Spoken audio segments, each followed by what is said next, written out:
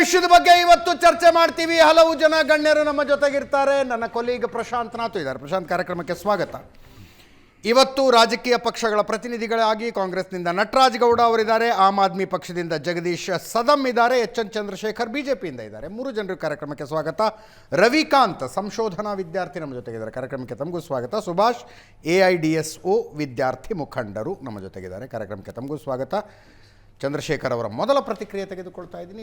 ಚಂದ್ರಶೇಖರ್ ಅವರೇ, laid back attitude ಇದರಿಂದ ಏನಾಗುತ್ತೆ ಅನ್ನುವ ಮನೋಭಾವ ಇಲ್ಲಿ ತನಕ ತಂದು ನಿಲ್ಲಿಸ್ತು. ನಮ್ಮನ್ನು ಯಾರು ಪ್ರಶ್ನೆ ಮಾಡಬಾರ್ದು, ನಾವು ಯಾರಿಗೂ ಉತ್ತರದಾಯಿಗಳಲ್ಲ ಅಂತ ಇವ್ರು ಏನು ಮಾಡ್ಕೊಳ್ತಾರೆ. ಇವ್ರೇನು ಮಾಡ್ಕೋತಾರೆ ಅಂತ, ಯಾರೇನು ಮಾಡ್ಕೋತಾರೆ ನಮ್ಮನ್ನು? ಮೋದಿ ಸರ್ಕಾರ ಉತ್ತರದಾಯಿತ್ವ ಹೇಗಿದೆ ಅಂಥೇಳಿ ಭಾರತದ ಜನ ಮತ್ತೆ ಮತ್ತೆ ಮತ್ತೆ ಮತ್ತೆ ಆರಿಸ್ತಾ ಇದ್ದಾರೆ. ಇವತ್ತು ಜಗತ್ತಿನ ಅತ್ಯಂತ ಉನ್ನತವಾದಂತಹ ಯಾರಾದರೂ ರಾಜಕೀಯ ವ್ಯಕ್ತಿ ಯಾರನ್ನಿದೆ ಅಂತೇಳಿ ಅದು ಮೋದಿ ಕಂಟಿನ್ಯೂಸ್ ಆಗಿ ಫಾರ್ 12 years ಫ್ರಮ್ 2014. ಅದು ಸುಮ್ಮನೆ ಬಂದಿದ್ದಲ್ಲ.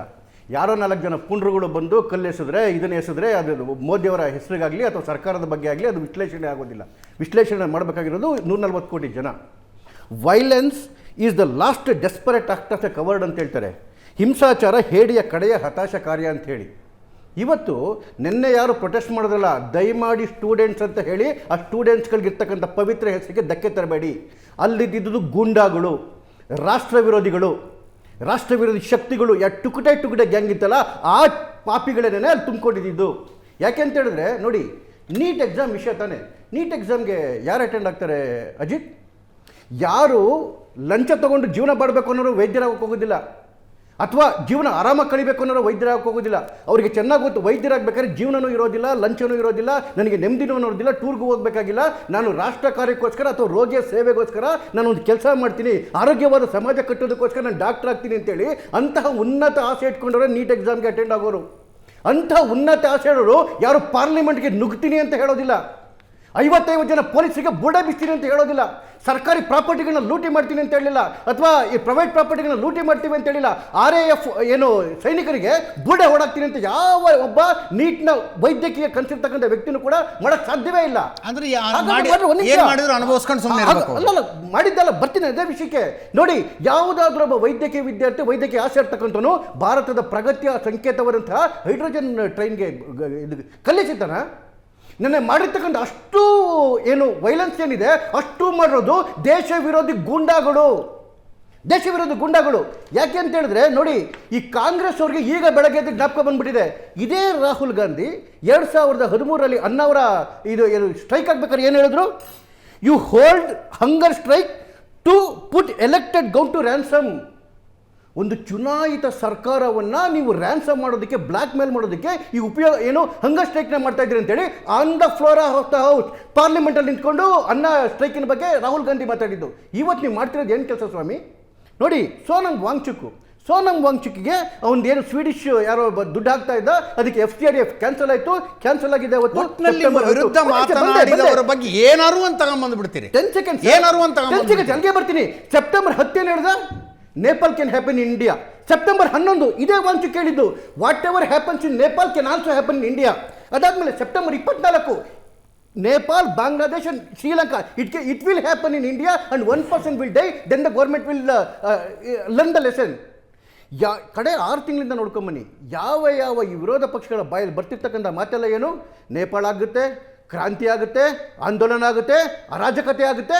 6 ತಿಂಗಳಿಂದ ಪ್ಲಾನ್ ಮಾಡ್ಕೊಂಡು ಬರ್ತಾ ಇದ್ರು.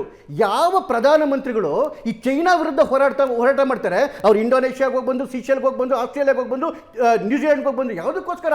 ಇಲ್ಲಿ ನಮ್ಮದು ಭದ್ರಕೋಟೆಯನ್ನು ಚೈನಾ ವಿರುದ್ಧ ನಿರ್ಮಾಣ ಮಾಡ್ತಿದ್ದಾರೆ. ಅಲ್ಲಿ ಚೈನಾಗೆ ಬೆಂಕಿ ಎತ್ತಿತ್ತು. ಚೈನಾಗೆ ಬೆಂಕಿ ಎದ್ದಾಗ ಚೈನಾ ಏಜೆಂಟ್ಗಳಿದ್ದಾರಲ್ಲ, 2008 ಸೀಕ್ರೆಟ್ ಆಗಿ MU ಮಾಡ್ಕೊಂಡ್ಬಂದಿದ್ರಲ್ಲ ಚೈನಾ ಪೀಪಲ್ಸ್ ಪಾರ್ಟಿ ಜೊತೆಗೆ, ಇವರಿಗೆ ಬೆಂಕಿ ಎತ್ಕೊಂತು. ಸೋನಂ ವಾಂಗ್ಚುಕ್ ಇರಲಿ ಅಥವಾ ರಾಹುಲ್ ಗಾಂಧಿ ಇರಲಿ, ಇಂಥವ್ರಿಗೆ ಬೆಂಕಿ ಎತ್ಕೊಂತು.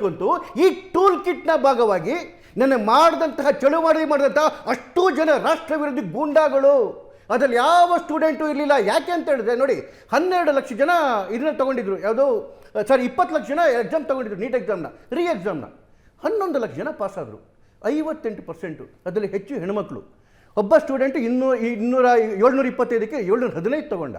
58% ಜನ ಆಗಲಿ ಚೆನ್ನಾಗಿದೆ ಅಂತ ಹೇಳಿ 58% ಬಂದಿದೆ. ಅವ್ರು ಮುಂದೆ ಉನ್ನತ ವಿದ್ಯಾಭ್ಯಾಸಕ್ಕೆ ರೆಡಿ ಆಗ್ತಾ ಇದ್ದಾರೆ, ಅವ್ರ ಜೀವನ ಕಟ್ಕೊಳಕ್ಕೆ ರೆಡಿ ಆಗ್ತಿದ್ದಾರೆ. ಯಾವ ವಿಚಾರಕ್ಕೆ ಆದ್ದರಿಂದ ಆತ್ಮಹತ್ಯೆ ಮಾಡಿಕೊಂಡ 20 ಜನ ಬಿಟ್ಟುಬಿಡಿ. ಯಾವ ವಿಚಾರಕ್ಕೆ ಬಂದ? ಆದ್ದರಿಂದ ಆತ್ಮಹತ್ಯೆ ಮಾಡಿಕೊಂಡ 20 ಜನ ಆತ್ಮಹತ್ಯೆ ಮಾಡಿಕೊಂಡ ವಿಷಯ ಅಲ್ಲ. ಈಗ ಬನ್ನಿ ನೀವು ಬಂದೆ ಅಲ್ಲಿಗೆ ವಿಷಯ ರೀ. ಹೌದ್ರಿ, ಪ್ರತಿಭಟನೆ ಮಾಡಕ್ಕೆ ಯಾರು ಬೇಡ ಅಂದ್ರು? ಇವನೇ ಅಲ್ಲಿ ಬಂದಿದ್ದ ಮಾತುಗಳೇನು? ಪಾರ್ಲಿಮೆಂಟ್ ಕೂತ್ಕೊಳ್ಳಿ ನಿಮಿಷ ಮಾತಾಡ್ಬೇಡಿ.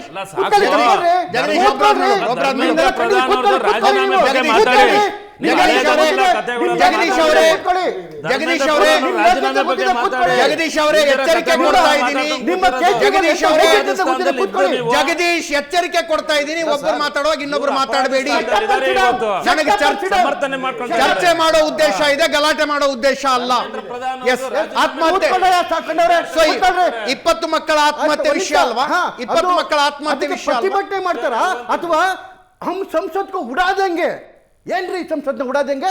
ಮಕ್ಳು ಯಾರಾದ್ರೂ ಮಾತಾಡ್ತಾರೆ ಸಂಸತ್ ಉಡಾಸಿಂದ ಏನಂತ ಅದರ್ಥ? ಸಂಸತ್ ಅಂತ ಹೇಳಿದ್ರೆ ಭಾರತದ ಹೃದಯ. ನೀವು ಹೇಳುವುದನ್ನ ಎಲ್ಲವನ್ನು ಹೇಳಿದ್ರಿ. 22 ದಿವಸ ಪ್ರತಿಭಟನೆ ಕೂತಿದ್ರಲ್ಲ, ಒಂದ್ ದಿವಸ ಅವ್ರ ಹತ್ರ ಹೋಗಿನೋ ಅವ್ರನ್ನ ಕರೆಸ್ಕೊಂಡು ಮಾತಾಡೋದಕ್ಕೆ ಏನಾಗಿತ್ತು? 20 ದಿವಸ ಹೋದ್ರಲ್ಲ, ಸರ್ಕಾರಕ್ಕೆ ಒಂದು ರಿಕ್ವೆಷನ್ ಕೊಡ್ಬೇಕು ಅಂತ ಯಾಕಾಗಿಲ್ಲ? ನಿನ್ನೆ ಬೆಳಗ್ಗೆ 10 ಗಂಟೆ ಕೊಟ್ಟರು, 11 ಗಂಟೆಗೆ ಅಪಾಯಿಂಟ್ಮೆಂಟ್ ಸಿಕ್ತು. 10 ಗಂಟೆಗೆ ಅವ್ರು ಕೊಟ್ಟಿದ್ದು, 11 ಗಂಟೆಗೆ ಅಪಾಯಿಂಟ್ಮೆಂಟ್. ಯಾರು ಕೂತಿದ್ರಲ್ಲಿ? ಏನ್ ಹೇಳ್ತು ಸರ್ಕಾರ? ನೀವು ಯಾವತ್ತೇ ನಮ್ಮ ಜೊತೆಗೆ ಬನ್ನಿ, ನಾವು ಮಾತುಕತೆ ರೆಡಿ ಇದೀವಿ ಅಂತ ಹೇಳಿ ಯಾರ ಜೊತೆ ಮಾತಾಡಬೇಕು ಸರ್ಕಾರ? ನನ್ನ ಯಾಕೆ ಕೊಟ್ಟರೆ ಮತ್ತೆ ರಿಕ್ವೆಷನ್? ಮತ್ತೆ 10 ಗಂಟೆಗೆ ರಿಕ್ವೆಷನ್ ಕೊಟ್ಟಿದ್ದಾರೆ, 11:40ಕ್ಕೆ ಅಪಾಯಿಂಟ್ಮೆಂಟ್ ಸಿಕ್ಕಿದೆ. 11:40 ಒಳಗಡೆ ಹೋದರು, 4:40 ಆಚೆ ಬಂದಿರೋದು. 4 ಅವರ್ಸ್ ಮಾತಾಡಿದ್ದಾರೆ. ಇನ್ನೇನ್ರಿ ಮಾಡಬೇಕು ಸರ್ಕಾರ? ಸರ್ಕಾರದ ಏನ್ ತಪ್ಪಿದೆ ಒಳಗಡೆಗೆ? ನೀವು ಕೂರಿಸ್ಕೊಂಡಿದ್ರು ಎಂತ ದೇಶದ್ರೋಹಿಗಳನ್ನ? ಅಲ್ಲ ಅವಳೊಬ್ಳು ಬಂದು ಹೇಳ್ತಾಳೆ ಏನು ಅಲ್ಲಕ್ಕ ನಮ್ ಅಮರ ಹೇಗ ಅಂತ, ಇನ್ನೊಬ್ಬ ಕೌಂಟರ್ ಬಂದು ಹೇಳ್ತಾನೆ ಜಗದೀಶ್ ಡಿಸ್ಕಷನ್ ಹಾಳು ಮಾಡಬೇಡಿ. ಜಗದೀಶ್ ಡಿಸ್ಕಷನ್ ಹಾಳು ಮಾಡಬೇಡಿ. ಜಗದೀಶ್ ಸದಂ ಡಿಸ್ಕಷನ್ ಹಾಳು ಮಾಡಬೇಡಿ. ಒಬ್ಬರಾದ್ಮೇಲೆ ಒಬ್ರು ಮಾತಾಡಬೇಕು. ನಿಮ್ಮ ಸಮಯ ಬಂದಾಗ ನೀವು ಮಾತಾಡಿ. ನಿಮ್ಮ ಸಮಯ ಬಂದಾಗ ನೀವು ಮಾತಾಡಿ.